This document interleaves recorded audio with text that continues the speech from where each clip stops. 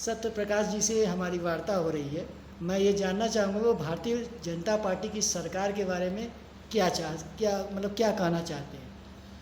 देखिए, भारतीय जनता पार्टी की सरकार उत्तर प्रदेश में जब से बनी है तब से सवर्ण समाज के लोगों का हित किया जा रहा है।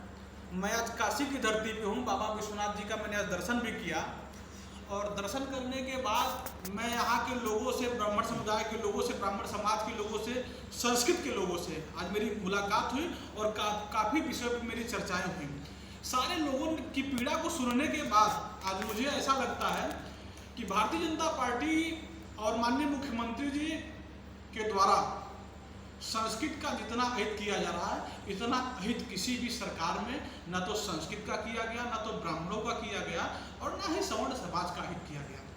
आज डॉक्टर दिनेश शर्मा को उत्तर प्रदेश सरकार में डिप्टी सीएम बनाया गया है और ये ब्राह्मण समुदाय से है।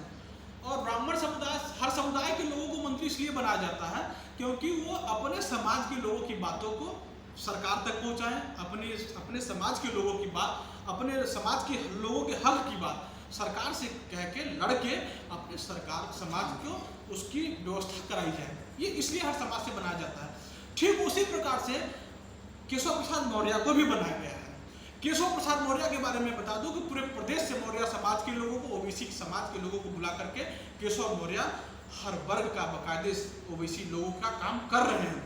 और डॉक्टर दिनेश शर्मा, हम समाज, ब्राह्मण समाज के लोगों का अहित है कि ऐसे व्यक्ति को डिप्टी सीएम बनाया गया जिसको ब्राह्मण समाज से कोई मतलब ही नहीं है, संस्कृत समाज से कोई मतलब ही नहीं है। अगर सबसे ज्यादा अहित समाज का किसी ने किया तो डॉक्टर दिनेश शर्मा ने किया। और इससे बड़ा दुर्भाग्य की बात ब्राह्मण समाज के लोगों के लिए यह है कि दिनेश शर्मा डिप्टी सीएम है, माध्यमिक शिक्षा मंत्री हैं और इस विभाग के प्रमुख सचिव आराधना शुक्ला हैं और माध्यमिक के डायरेक्टर विनय कुमार पांडे हैं।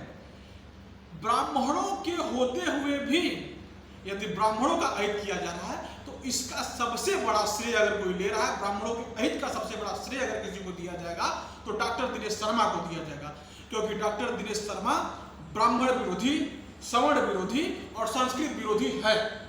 और मैं आपको बता दूं कि अनुप्रिया पटेल को ये लोग मनाने के लिए, पटेल समाज को बरगलाने के लिए, उसको एकजुट करने के लिए डॉक्टर सोनेलाल पटेल के नाम से प्रतापगढ़ में विश्वविद्यालय बना रहे हैं। प्रयागराज में एक रोड है, उसका नाम इन्होंने डॉक्टर सोनेलाल के नाम से रख दिया। क्या हम जनता से ये पूछना चाहते हैं, सरदार वल्लभ भाई पटेल से बड़े डॉक्टर सोनेलाल पटेल थे? सोनेलाल पटेल न तो कोई स्वतंत्रता संग्राम सेनानी थे, ना ही कोई राष्ट्रभक्त थे। वो समाज हिंदू विरोधी थे। जो सिर्फ एक जात की बात करता है वो हिंदू विरोधी है। ऐसे लोगों को भारतीय जनता पार्टी संरक्षण देकर के हिंदू समाज को तोड़ने का काम कर रही है। हिंदू समाज को खत्म करने का काम यदि कोई कर रहा है तो भारतीय जनता पार्टी के लोग कर रहे हैं। आज देश के सवर्ण समाज के लोगों को जागने का समय आ गया है। संस्कृत विद्यालय के समस्त अध्यापकों को जागने का समय आ गया है। अगर आज हम नहीं जगे तो फिर हमारे लिए कोई मौका नहीं बचेगा। क्योंकि मैं आपको बता दूं, सपा और बसपा और कांग्रेस की सरकारों ने जो काम किया आज उसी मार्ग पर भारतीय जनता पार्टी भी चल रही है। सीधे सीधे ये ओबीसी, एससी की राजनीति करना चाहते हैं। और आज हम लोगों के सबसे बड़े दुर्भाग्य का विषय यह है कि भारतीय जनता पार्टी में सबसे ज्यादा ब्राह्मण समाज के लोग, सवर्ण समाज के लोग जुड़े हैं, उसके बाद भी इनका अहित किया जा रहा है। अच्छा सर, एक क्वेश्चन है मेरा। जैसे मैं ये जानना चाह रहा हूँ कि डॉक्टर दिनेश शर्मा खुद एक ब्राह्मण होते हुए वो संस्कृत को क्यों नहीं महत्व दे रहे हैं? देखिए, डॉक्टर दिनेश शर्मा ब्राह्मण नहीं है, ये कालनेमी है। ये लोग कालनेमी के वंशज हैं। भारतीय जनता पार्टी के लोग कालनेमी के वंशज हैं। जैसे जब हनुमान जी जब लक्ष्मण शक्ति लगी तो हिमालय जब जा रहे संजीवनी बूटी लाने तो कालनेमी को रावण ने भेजा।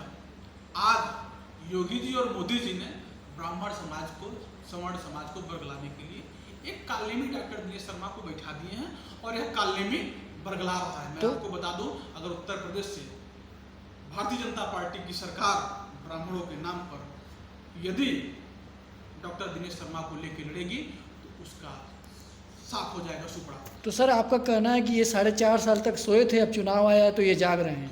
ये नहीं जाग रहे हैं। सपा बसपा के लोग ब्राह्मणों को सवर्णों को एकजुट करना चाह रहे हैं। ये तो आज भी सवर्ण समाज को समाप्त करने का काम कर रहे हैं और ये वो काम कर रहे हैं। ये सीधे सीधे नमाजवादी हैं। ये समाज ये हिंदूवादी नहीं है। ये हिंदुओं को सिर्फ बरगला रहे हैं। हिंदुओं को इतना डरा दिया है इन लोगों ने कि बता दिया 30% मुसलमान 70% हिंदुओं के ऊपर भारी है, जबकि ऐसा कुछ भी नहीं है। हमारा हिंदू समाज कल भी मजबूत था, आज भी मजबूत है, परंतु भारतीय जनता पार्टी के लोग जो बीज बो रहे हैं, यह बीज बहुत बुरा होने जा रहा है हिंदुस्तान के अंदर। आज मैं बताना चाहता हूँ कि सबसे ज़्यादा काम मुसलमानों के लिए यदि कोई कर रहा है तो भारतीय जनता पार्टी की सरकार कर रही है।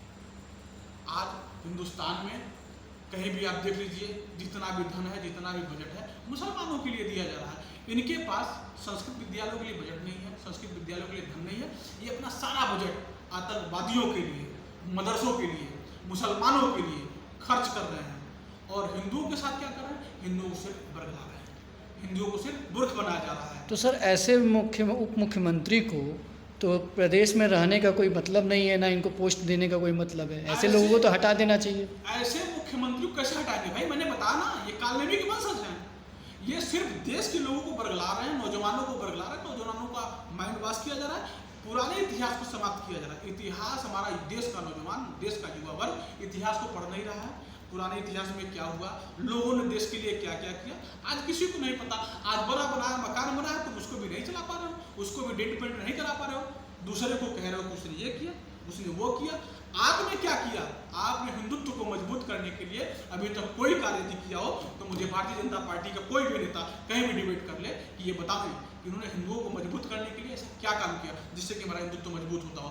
सपा बसपा कांग्रेस की सरकारें यदि आप कहते हैं तो मैं बता रहा हूँ कि सपा बसपा की सरकारें आती हैं तो मुसलमानों के लिए करती हैं, उनका कर्तव्य है, वोट लेती है तो करेंगी।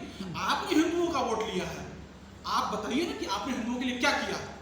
इन 7.5 सालों में मोदी जी ने क्या किया, 4.5 सालों में मुख्यमंत्री जी ने क्या किया। तो भाई योगी जी और मोदी जी को दोनों जने की प्राथमिकता तो संस्कृत को बढ़ावा देना है, लेकिन अभी तक वो लोग कुछ कर नहीं रहे हैं। और संस्कृत के जितने अध्यापक हैं, शिक्षक हैं, भुखमरी के कागर पे हैं। भाई वही तो मैं बता रहा हूँ कि ये संस्कृत विद्यालयों को समाप्त करना चाहते हैं, संस्कृत विद्यालयों को बंद कराना चाहते हैं।